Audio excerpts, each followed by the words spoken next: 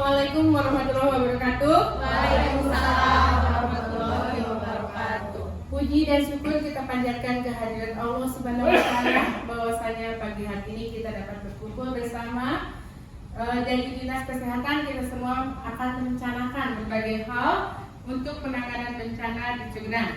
Yang pertama, Sekjes Kesehatan yang terhormat Ibu Kabid Diankes yang hadir pada saat ini diwakili oleh Dr. Dede. Kemudian pada teman-teman mungkin dari setiap program ada ya, dari support cluster gizi, tim kesehatan Kesko, tim P2, kemudian logistik, prokes, BPI, kemudian cluster Kesma, semuanya sudah ada perwakilan dari tiap bidang.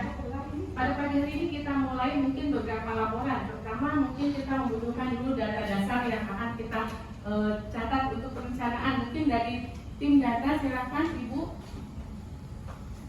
Izin tadi saya menyampaikan data yang kami terima sampai saat ini. Total penduduk di Kecamatan Cugenang ada 36.897 jiwa. Yang terdampak sekitar 44%, yaitu 16.604 jiwa. Yang 47%-nya laki-laki sebesar 7.804 jiwa dan perempuan 53%, 8.800 jiwa. Dalam penanganan diantaranya untuk kasus rujukan, kemudian juga untuk penanganan ibu hamil yang terdampak, misalkan ada yang terluka atau ibu hamil yang sakit atau yang mungkin dokter bisa untuk memaparkan berapa kebutuhan yang akan dokter ini tenaga. Ya. Terima kasih Ibu Kadis atas kesempatannya. Ya, mungkin perlu di sini kami informasikan bahwa dari bidang layanan kesehatan ya kita memiliki potensi sumber daya ya sebesar 100 dokter ya untuk di semua puskesmas. Insya Allah kita akan mengerahkan semua. Mungkin kita akan juga membentuk posko-posko kesehatan ya di titik-titik bencana. Kemudian kita juga akan menyiapkan ambulan ya dari 50 puskesmas itu kita akan tempatkan di titik-titik pengungsian. Ya tadi kita juga tahu bahwa di sini kelompok resikonya sangat banyak ya.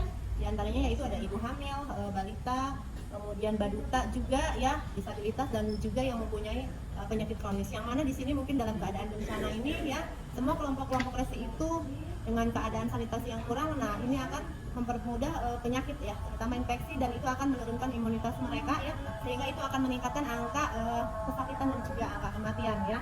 Kemudian kita juga nanti akan menyiapkan sistem rujukan. Kita sudah terintegrasi ya. Kita juga sudah mempunyai tim gerak cepat di kabupaten dan akan berintegrasi dengan tim PSC yang ada di Kabupaten Cianjur ini. Mungkin itu nanti bisa kami tambahkan untuk mengetahui laporan-laporan dari setiap bidang. Kita akan beralih pada tim Kesling mungkin ya. Saat ini hal yang paling penting di sana adalah tentang itu WC atau toilet serta air bersih. Bagaimana penanggulangannya sejauh ini dari Kesling? Bukan Dinkes, saya dari Kasri kemarin sudah bekerja sama dengan Dinas PUPR untuk penyediaan air. Untuk yang lainnya kami juga bekerja sama dengan damkar untuk penyediaan air bersih. Ya, sudah cukup. Oke. Terima kasih Ibu. Ibu Sri bisa mengajukan untuk kebutuhan logistik hal-hal apa saja yang Ibu butuhkan dan data apa saja permintaan dari lapangan. Silakan. Dari tim logistik kami memang sudah menyiapkan beberapa alat-alat kesehatan dan peralatan medis, terutama obat-obatan. Itu kami bekerja sama dengan rumah sakit kepolisian. Dari masing-masing posko nanti sudah ada timnya yang menyediakan sesuai dengan permintaan. Dari Prokes, Pak, laporannya mungkin karena kami membutuhkan juga dari Prokes beberapa hal yang sudah dilakukan dalam penanganan bencana ini. Silakan Pak. Kami dari tim promosi kesehatan, Bu. Yang pertama adalah kita sudah melakukan koordinasi dengan teman-teman promosi kesehatan yang ada di puskesmas untuk ikut terjun ke dalam penanggulangan bencana ini. Langkah pertama yang kita lakukan adalah kita akan membuat posko, bukan posko, mungkin tempat-tempat konseling di beberapa titik posko, sehingga masyarakat dapat memanfaatkan ruang konseling tersebut khususnya untuk penanggulangan kesehatan. Persiapan dengan program jiwa untuk menghadapi bencana ini terhadap anak-anak, ibu hamil maupun terhadap lansia, terutama untuk kasus-kasus rentan. Baik, sebelumnya terima kasih Ibu Kadis atas kesempatannya. Perlu kita tahu bahwa memang bencana ini akan memberikan efek negatif untuk kita dan juga khususnya pada korban bencana. Nah, pada anak-anak dan juga orang dewasa dampak psikologisnya itu akan bervariasi, baik jangka pendek maupun jangka panjangnya. Nah, untuk jangka pendeknya mungkin akan mengalami rasa cemas, rasa takut. Memang ada sebagian yang dampak psikologis jangka pendeknya itu bisa hilang, tapi beberapa kasus juga itu akan berkepanjangan sehingga akan mempengaruhi kehidupan pribadinya di kemudian hari. Lalu tadi yang sudah dibilang oleh Kabid Prokes, kami juga berkoordinasi untuk membuat posko pengungsian trauma healing atau dukungan kesehatan jiwa dan psikososial untuk anak-anak bisa mengadakan seperti acara misalnya main games, bernyanyi, dan juga edukasi. Lalu untuk pengobatan dan konseling berkoordinasi dengan kluster pelayanan kesehatan dari rumah sakit juga untuk membuka posko konseling kesehatan jiwa serta pengobatan. Selanjutnya kita akan setelah kita mendengarkan itu trauma healing dan segala macam, mungkin yang kita butuhkan adalah penyediaan obat. Apakah ada dari Farmami di sini hadir dari SDK? Habis SDK dihadiri Bu Iis yang nggak masalah. Bu Iis dari farmasi perwakilan, silakan mungkin. Baik, terima kasih Ibu Kadikes. Untuk farmasi kami sudah menyiapkan karena beberapa obat-obatan yang siap dikirimkan ke lokasi bencana.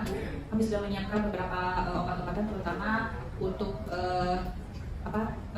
kebutuhan obat yang sifatnya sito ya, seperti untuk penurunan panas ya, paracetamol dan sebagainya itu sudah disiapkan. Kemudian juga obat-obatan untuk luka ringan ya itu juga sudah dikirimkan. Kemudian juga beberapa suplementasi gizi Bu yang sudah kami siapkan untuk segera dikirimkan.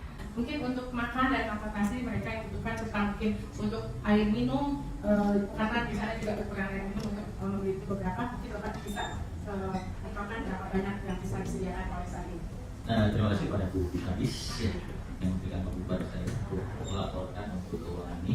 Yang pertama, kita sudah menyediakan keuangan sekitar 300 juta dalam anggaran ini untuk kegiatan bencana ini. Itu diambil dari semua pos yang ada. Jadi pos-pos yang memang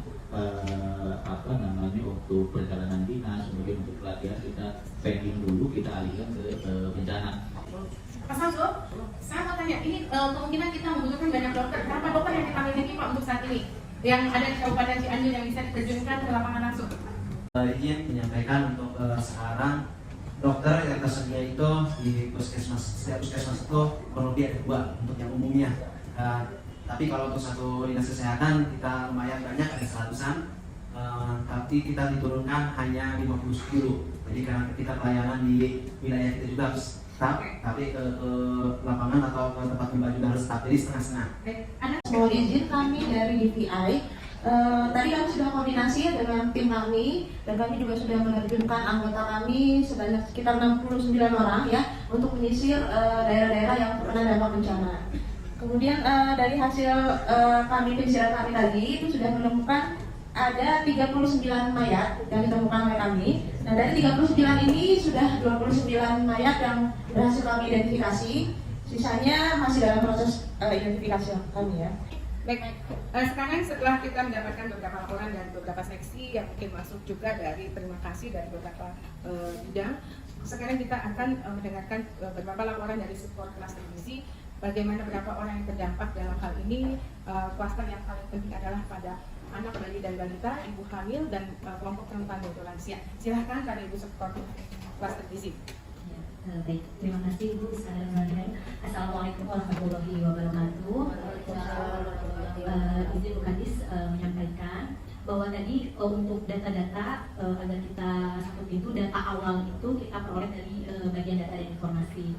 Kemudian dari kluster gizi sendiri nanti kita akan membuat titik-titik lokasi PMBA untuk data yang update dari status gizi. Kita akan melakukan survei cepat sekaligus dengan pemberian suplementasi gizi. Mohon izin kepada Ibu Kadis kiranya bisa berkenan memberikan tugas kepada tim kluster gizi kepada seluruh TPG di seluruh puskesmas. Jadi nanti akan dibuatkan surat tugas, di dalamnya akan ada tim kluster gizi di mana nanti mereka semua akan bergerak di titik lokasi PMBA juga ke tenda-tenda pengungsian, melakukan survei cepat pada ibu hamil, ibu balita, dan juga memberikan suplementasi gizi. Sementara mungkin itu yang bisa kami sampaikan dari kluster gizi. Mohon izin mungkin nanti akan ada rapat lanjutan Ibu Kadis, kami dari tim akan datang ke lokasi kejadian. Nanti akan ada beberapa yang hadir juga untuk memperkuat intervensi atau tindakan selanjutnya dari kluster gizi ini. Begitu. Demikian sementara Ibu Kadis, terima kasih. rasa cukup sekian rapat hari ini. Mungkin nanti akan dilanjutkan oleh Pak Sekdi dan support pelacak gizi di lapangan. Hari ini rapat saya tutup sekian. Wassalamualaikum warahmatullahi wabarakatuh.